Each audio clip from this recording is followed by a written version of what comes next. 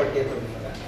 ಅಲ್ಲಿ ಕುಡಿಯೋ ನೀರು ಹೋಗೋದೆಲ್ಲ ಮುನ್ಸಿಪಾಲಿಟಿ ಮತ್ತು APMC ಎರಡು ಕೂಡಿ ಸಹಕರಿಸ್ತಕ್ಕಂಥದ್ದು ನನ್ನ ಅಭಿಪ್ರಾಯ. ಇನ್ನೇನು ಹೇಳಿದ್ವಿ ಅದ್ರ ಜೊತೆಯಲ್ಲಿ ಒಂದು ಈ ಲೈಟಿಂಗ್ಸ್ ಅದ್ರ ಪ್ರಕಾರ ಒಂದು ಸಮಿತಿನಲ್ಲಿ ಎಷ್ಟಾಗ್ಬೋದು ಅನ್ನೋದೊಂದು ಅಂದಾಜು ಮಾಡಿ ಒಂದು ಇದು ಮಾಡ್ಕೊಳ್ಳಿ ಸರ್. ಈಗ ಏನು ನನ್ನ ಅಭಿಪ್ರಾಯ, ಈಗಾಗಲೇ ದನಗಳ ಜಾತ್ರೆ ನಿಂತು ತುಂಬ ವರ್ಷ ಆಗಿದೆ.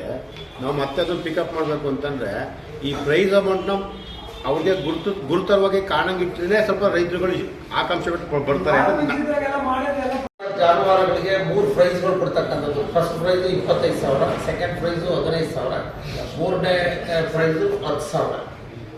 ಅಂದ್ರೆ 8ನೇ ತಾರೀಕಿನ ಸಾಯಂಕಾಲದೊಳಗಡೆ ಯಾರು ಜಾನುವಾರುಗಳನ್ನ ತಂದು ದನಗಳನ್ನ ಜಾತ್ರೆಗೆ ತರ್ತಾರೆ ಅವು ಆಯ್ಕೆಗೆ ಅರ್ಹರಾಗಿರುತ್ತದೆ ಅಲ್ವಾ, ಆಯ್ಕೆ ಇದಕ್ಕೆ.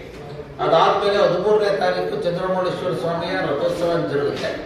ಸಾಯಂಕಾಲ ಒಂದು ವೇದಿಕೆ ಕಾರ್ಯಕ್ರಮ, ಸಮಾರೋಪ ಸಮಾರಂಭದಲ್ಲಿ ಜಾನಪದ ಕಲೆಗೆ ಸಂಬಂಧಿಸಿದ ಗ್ರಾಮೀಣ ಸೊಗಡಿನ ಕಾರ್ಯಕ್ರಮಗಳಿಗೆ ಆದ್ಯತೆ ನೀಡಲಾಗ್ತದೆ. ಸುಮಾರಲ್ಲಿ 6 ರಿಂದ 9 ತಂಡಗಳನ್ನು ಆಹ್ವಾನಿಸಲಾಗ್ತದೆ. ಅವರಿಗೆ ಗೌರವಧನ 5,000 ರೂಪಾಯಿ. ಅದರಲ್ಲಿ ಫಸ್ಟು, ಸೆಕೆಂಡು, ಥರ್ಡ್ 10, 7,500, 5,000 ಕೊಡುವಂಥ ಒಂದು ಪ್ರೈಸಸ್ ಕೊಡ್ತಕ್ಕಂಥದ್ದು ತೀರ್ಮಾನ ಆಗಿದೆ.